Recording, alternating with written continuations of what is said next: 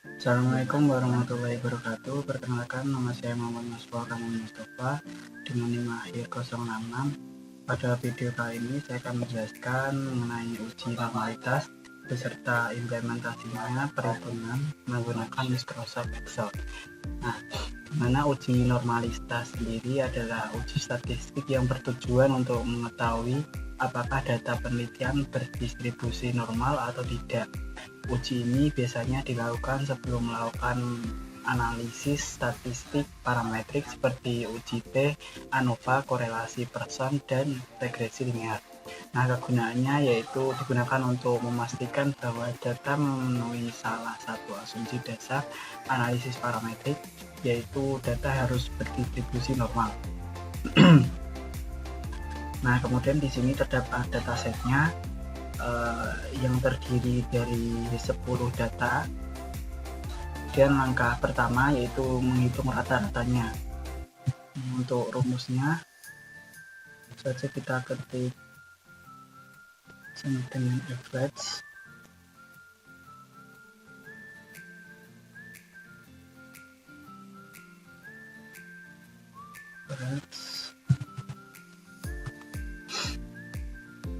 B2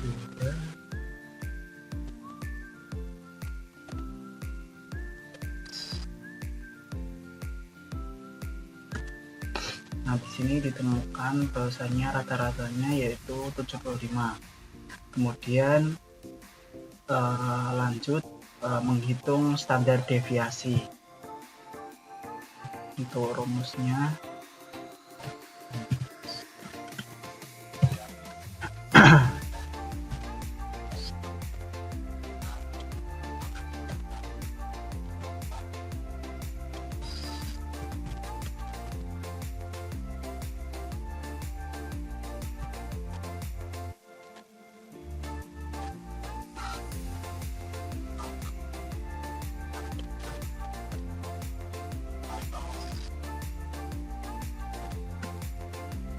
Nah, di sini ditemukan bahwasanya hasilnya yaitu 6,5 untuk hasil standar deviasinya.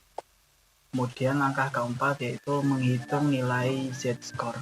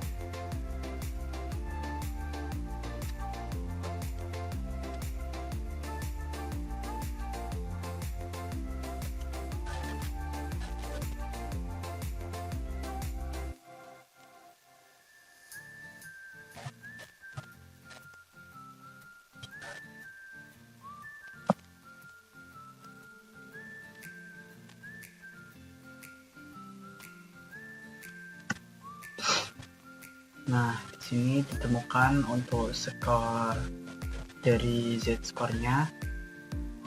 Kemudian langkah kelima yaitu menghitung probabilitas normal.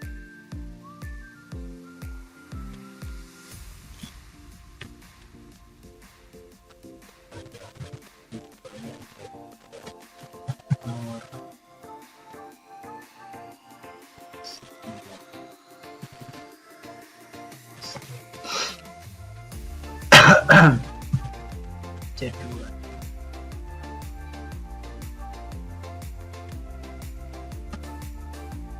Oke.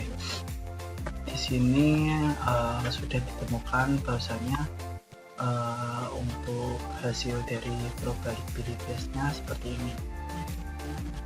Nah, kemudian rata-ratanya 75, standar deviasinya 6,05. Kemudian untuk skornya dari rentan 1,4 sampai 1,486. Nah, di sini dapat dikatakan bahwa H0 diterima karena belum cukup sekedar hasil uji normalitas. Nah, berdasarkan pengolahan awal menggunakan Excel diperoleh nilai rata-rata, standar deviasi, z-score, dan juga probabilitas kumulatif. Nilai-nilai tersebut menjadi dasar dalam proses uji normalitas. Nah, di sini dikatakan bahwa H0 itu diterima. Kemudian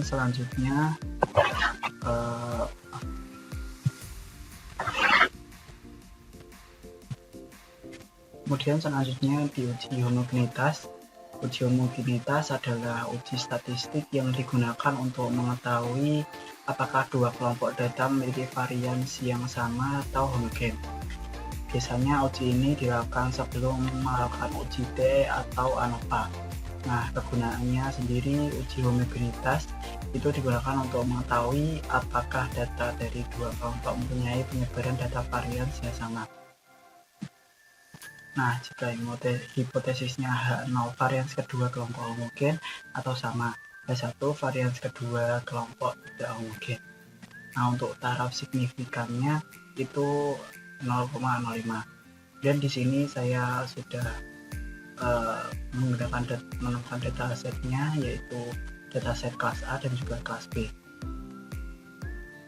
Kemudian langsung ke langkah pertama untuk menghitung varians dari kelas A.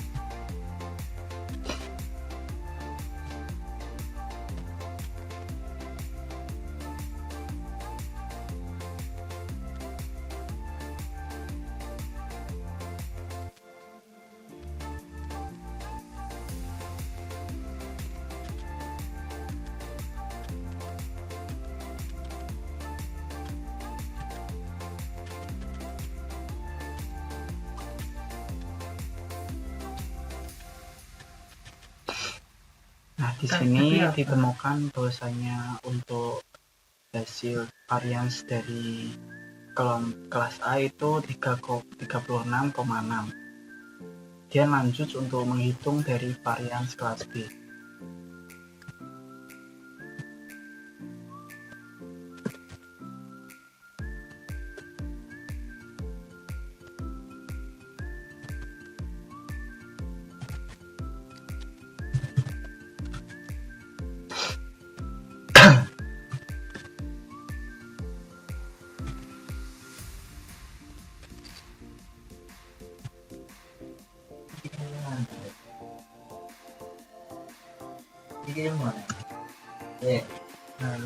Nah, kemudian di sini untuk kelas B sendiri sudah ketemu untuk varians kelas B yaitu 36,6. Kemudian masuk ke langkah ketiga yaitu menghitung F hitung.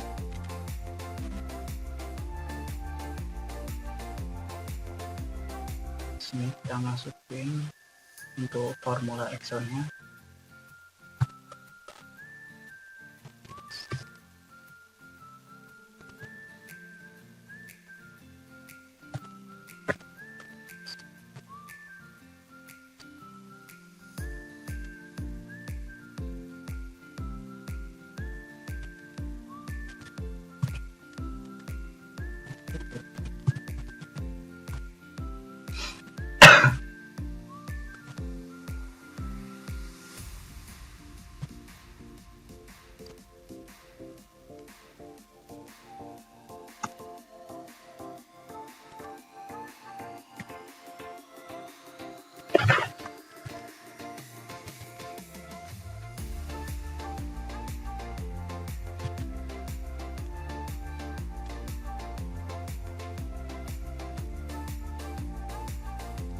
Jadi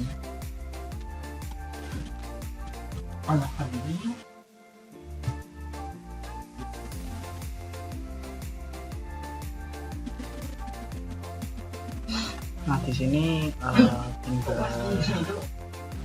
tinggal kita bagi saja dari varian kelas B dan juga varian kelas C. Nah, di sini hasilnya itu satu untuk pembagian dari varian kelas B dan juga kelas A dan juga kelas B. Kemudian memasuki langkah keempat, yaitu menghitung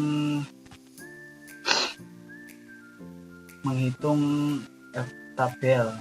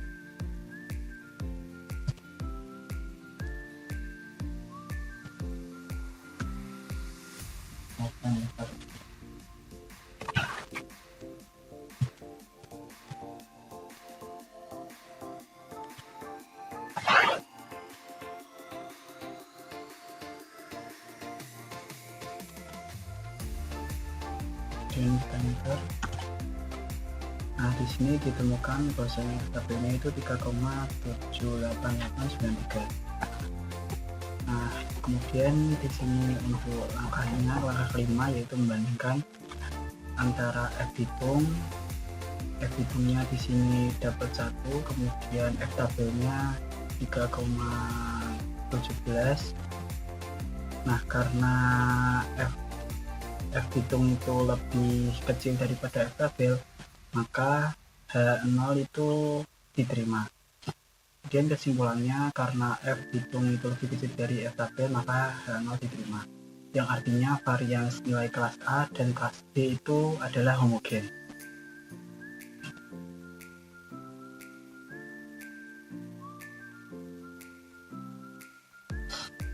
Baik, langsung kita lanjut ke uji korelasi. Nah, di sini untuk pengertian uji korelasi sendiri, yaitu uji statistik yang digunakan untuk mengetahui ada atau tidaknya hubungan antara dua variabel.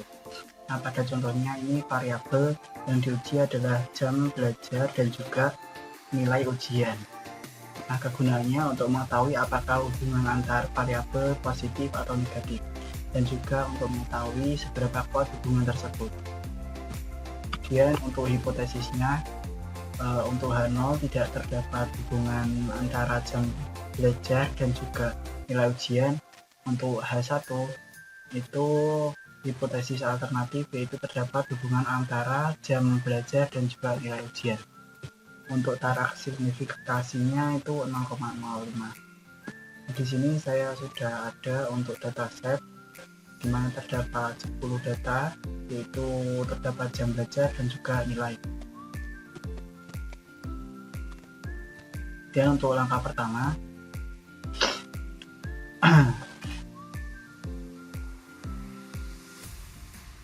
itu menghitung korelasi.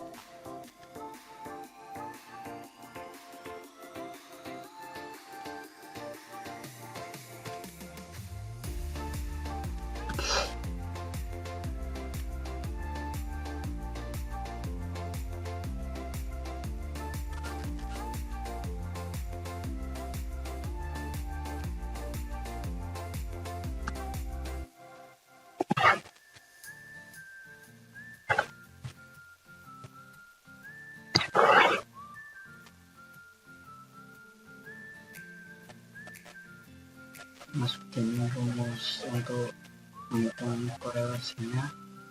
Di sini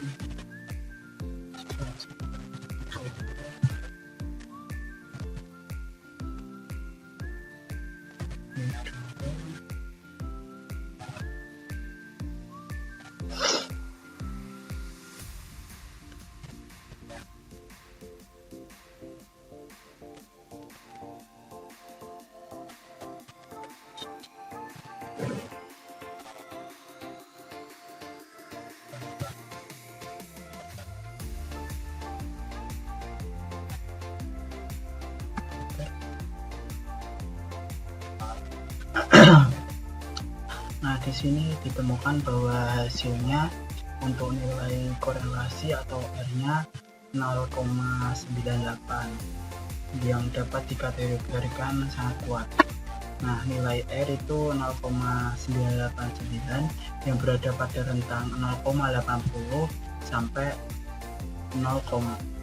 1,00, sehingga hubungan antara jam belajar dan juga hubungan antara jam belajar dan nilai ujian termasuk sangat kuat dan juga positif. Kemudian untuk menentukan H0-nya diterima atau ditolak, pada data korelasi di sini ditemukan 0,98 yang dikategorikan bahwa hubungannya terlihat sangat kuat. Nah, maka H0 ditolak dan juga H1 diterima. Biasanya H1 itu H alternatif, bahwa ada hubungan antara jam belajar dan juga nilai ujian.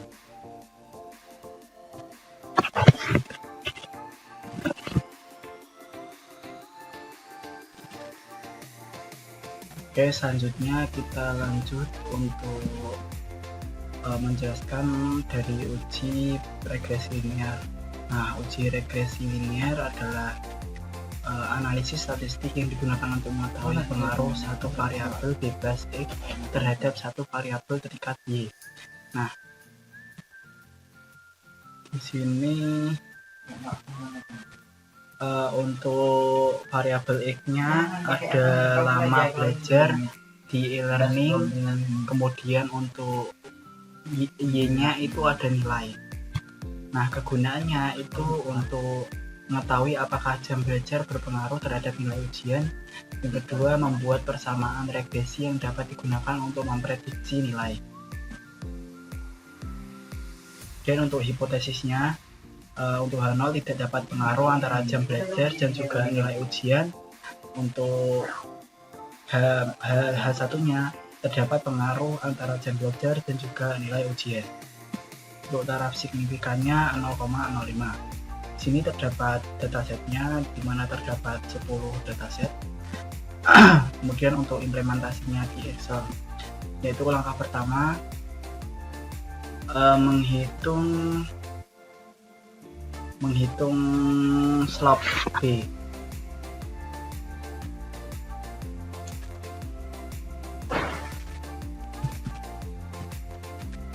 Bisa kita hitung untuk formulanya.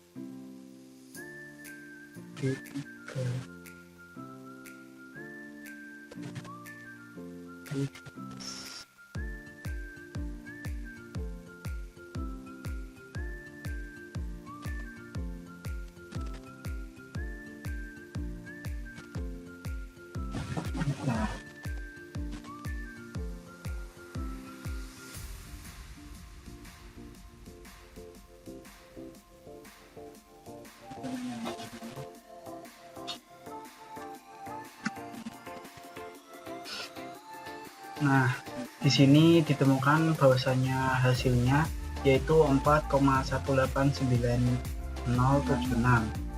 Artinya setiap tambahan 1 jam itu diperkirakan meningkatkan nilai sekitar 4,1899076. Kemudian untuk langkah kedua yaitu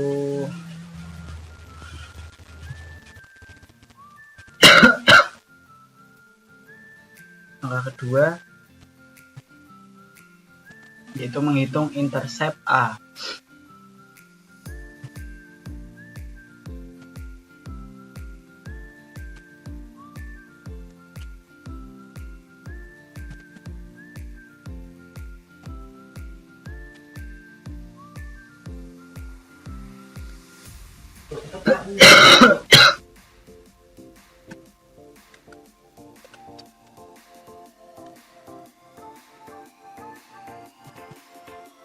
Kalau ini apa?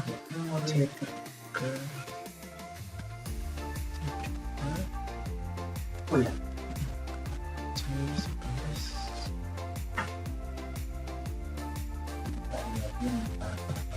D2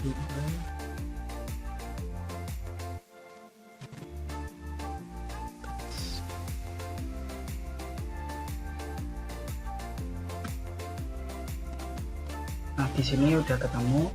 Untuk hasilnya sekitar 61,76588 untuk hasil interceptnya. Kemudian langkah ketiga yaitu persamaan regresi, dimana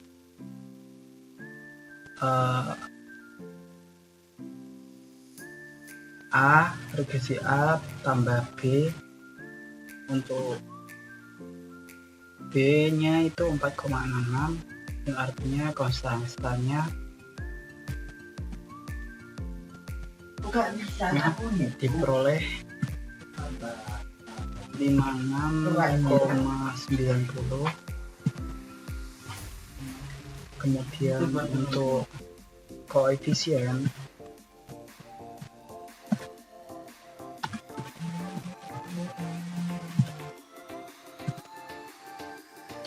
empat koma enam.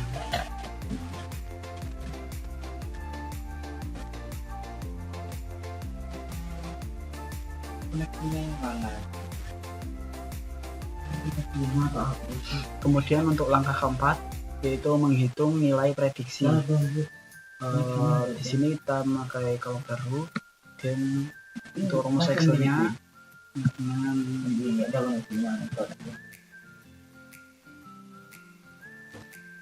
dibuatkan koneksinya. Tadi dibuatkan ini tuh.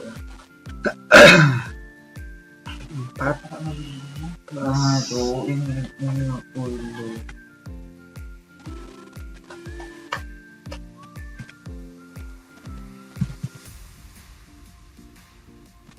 Nah, langsung kayak ini. Oke, yang akan kita buat ulang ini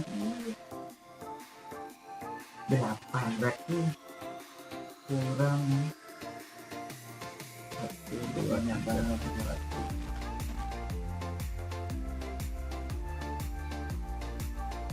Koneksinya nggak ada ya.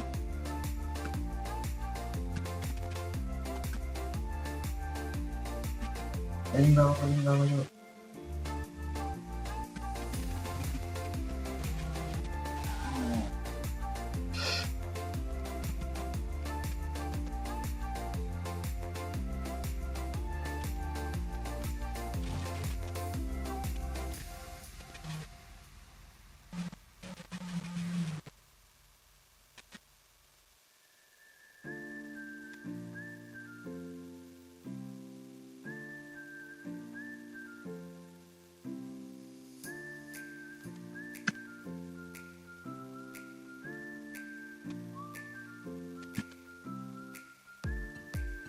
Nah, di sini sudah diperoleh untuk prediksi nilainya, dimana untuk prediksi nilainya dari 1 sampai 10 yaitu 65,8 sampai 95,2.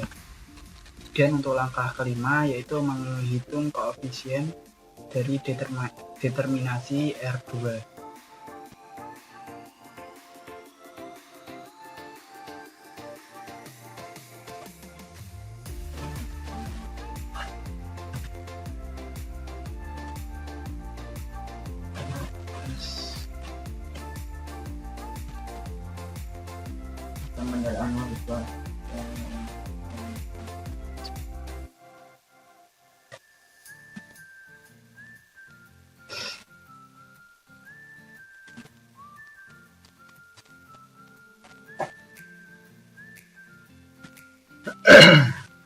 besok saya buka ya.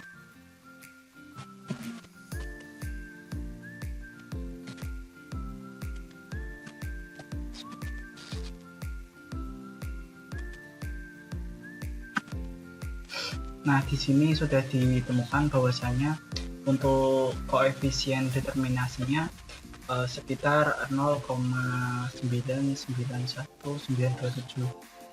Nah, yang artinya sekitar 99,4% variasi nilai ujian dapat dijelaskan oleh jam belajar, sedangkan sisanya dipengaruhi faktor lain. Dan untuk keputusan hipotesisnya, karena hubungan diperoleh sangat kuat dan model regresi menjelaskan hampir seluruh variasi data R2 sangat tinggi, maka pada contoh ini H0 ditolak, H1 diterima, yang artinya terdapat pengaruh dalam analisis regresi yang lengkap. Keputusan H0 yang seharusnya didasarkan pada uji signifikasi koefisien regresi, uji T atau P value, bukan hanya dari nilai R. Untuk tugas Excel sederhana. Tahunya ada nomor. Kemudian kurang lebihnya kemudian sekian untuk video saya pada kali ini. Kurang lebihnya mohon maaf. Wassalamualaikum warahmatullahi wabarakatuh.